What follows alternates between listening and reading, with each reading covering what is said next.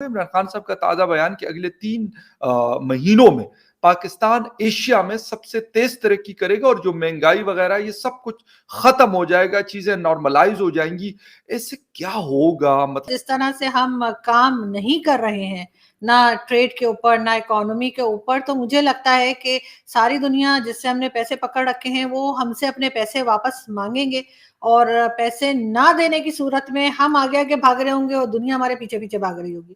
Finance minister का वो बयान बड़ा लानती किस्म का बयान है। लानती बयान।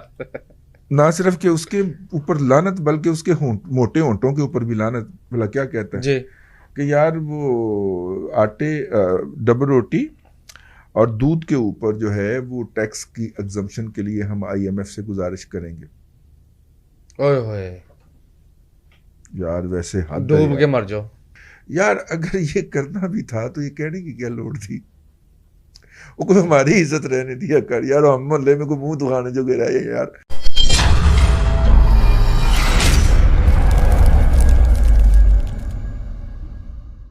लोग कहते हैं कि 2030 के बाद तेल जो होगा ना उसकी अहमियत ख़त्म हो जाएगी जी और उसकी वजह वो ये करार देते हैं कि दुनिया अल्टरनेटिव फ्यूल पे चली जाएगी। जैसे जर्मनी है, फ्रांस है, इन्होंने डेडलाइंस रख दी हैं कि 2030 तक, कोई कहता है 2028 तक, कोई कहता है 2029 तक हमारे यहाँ फॉसल फ्यूल से यानी पेट्रोल से चलने वाली गाड़ियाँ सड़क पे नहीं आ सकेंगी।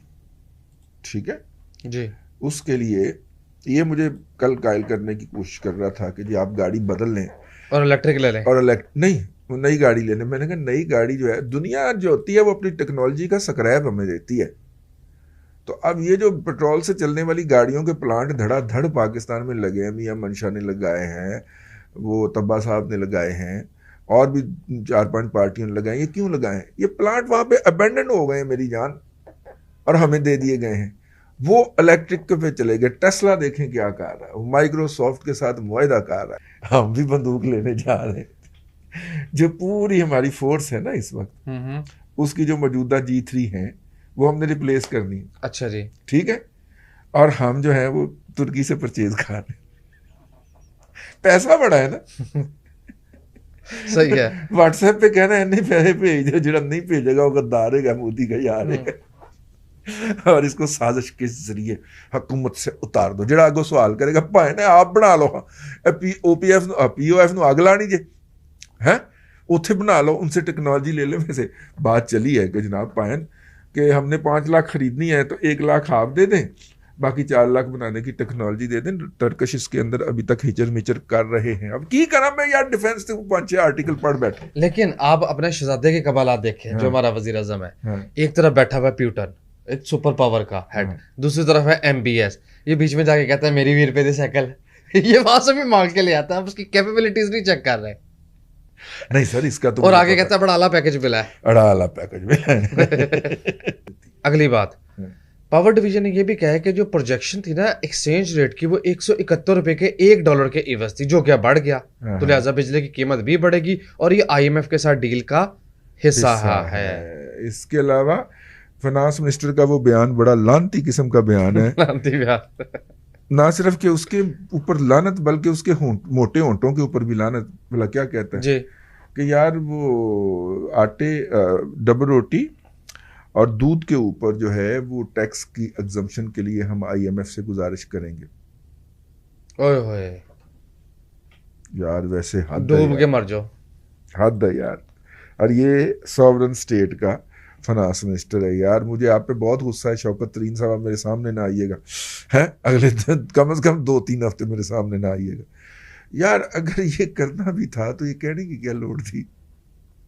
वो कोई हमारी इज्जत रहने दिया कर यार, हम मोहल्ले में कोई मुंह दुखाने जो गिरा है यार। रोजाना हमने यहाँ पे पेश होकर लोगों को बताना होता है कि नहीं यार कोई ऐसा मसला नहीं है, हौसला रखो, हम सॉवरन स्टेट हैं यार। तुम तो हमारे जैसे लोगों का भी बेड़ा गर्क कर देते हो। शौकत तरीन तेरा बेड़ा ही गर्क हो जाए यार। और ये बात जो है पता नहीं कितने कंप्रोमाइजेस हैं, लेकिन नहीं बताई जाती है अवाम नास को हौसला जरा बुलंद रखने के लिए, ताकि वो टैक्स देने पे मादा रहे। आपने बिल्कुल ही यार डबो दी है। अच्छा, इमरान खान साहब की सुन लें। वो कहते हैं हमें आईएमएफ के पास दोबारा जाना पड़ेगा अगर हमारी बरामदाद ना बढ़ी तो। हाँ, एक्सपोर्ट्स ना बढ़ी तो आईएमएफ के पास दोबारा जाना पड़ेगा। ये आदमी आप देखें, इसका एतमाद देखें, ये बड़के लगा के करप्शन का राग अलाप के करप्शन करके कोई काम नहीं करने दिया।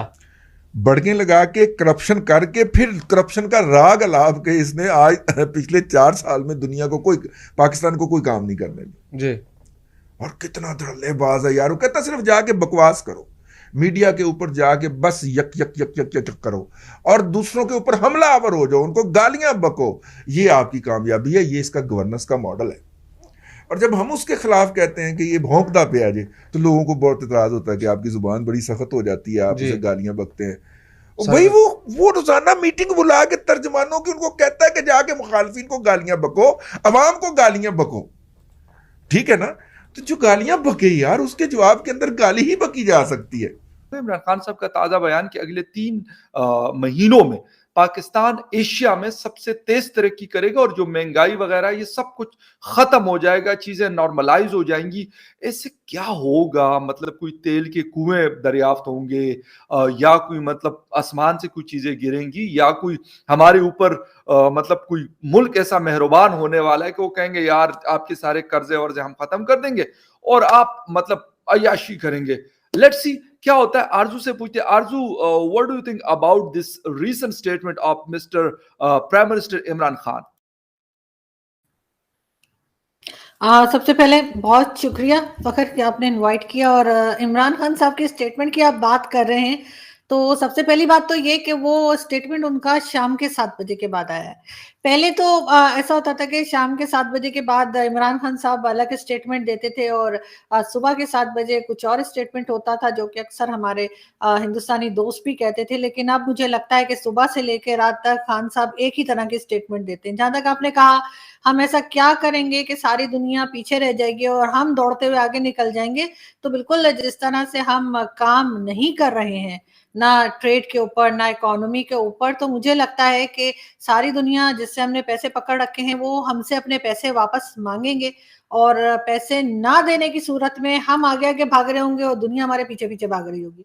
तो ऐसा कुछ सीन शायद खान साहब कहना चाह रहे हैं, वरना जो वो प्रोग्रेस की बात कर रहे हैं और दूसरी बातें कर रहे हैं उसकी एक बहुत बड़ी एग्जाम्पल हमारे सामने अभी मरी का इंसिडेंट है, जिसमें कि सारी दुनिया में मशीनरी इस्तेमाल की जाती है इस तरह की अगर स्नोफॉल हो जाए उसे हटाने के लिए, और हमारे यहाँ बेलचे चल रहे थे। अब तो ये भी कहा जा रहा है, बहुत से लोग ये भी कह रहे हैं कि अब मरी जाते हुए जो है वो बेलचे खरीदना भी जो है वो एक कंपलसरी हो जाएगा और लोगों को वो लेकर ही जाने पड़ेंगे। मुझे नहीं पता कि काम किए बगैर ये हमारे यहाँ वो जिसे कहते हैं ना ख्याली पुलाव पकाना, ये ख्याली पुलाव इमरान खान साहब पिछले 4 साल से पका रहे हैं। और जैसे वो शहबाज गिल जो उनके स्पोक्स पर्सन है, एक तरह का बड़ा उनके एडवाइसेस वगैरह भी देते हैं उनके इमरान खान साहब को, उनकी जो दादी अम्मा है वो आलू पालक की सब्जी पकती छोड़ आई थी बकौल उनके 1947 में चूल्हे पे ही छोड़कर आ गई थी जैसे ही सोना पाकिस्तान बना है। तो इसी तरह से खान साहब का ये ख्याली पुलाव है जिसमें उनका ख्याल है कि जो काम उन्होंने 4 साल नहीं किया वो अचानक से इस आखिरी साल में वो कर लेंगे और उसके बाद एकदम से मुल्क तरक्की कर जाएगा, सब लोग अपने कर्जे भी माफ कर देंगे। हाँ, ऐसा हो सकता है अगर पूरी दुनिया एक ही टाइम पे बावली हो जाए, लेकिन पूरी दुनिया एक टाइम पे बावली होती भी हमें तो नजर नहीं आ रही। हो सकता है खान साहब को किसी ने इत्तला दे दी हो कि ऐसा कुछ होने जा रहा है।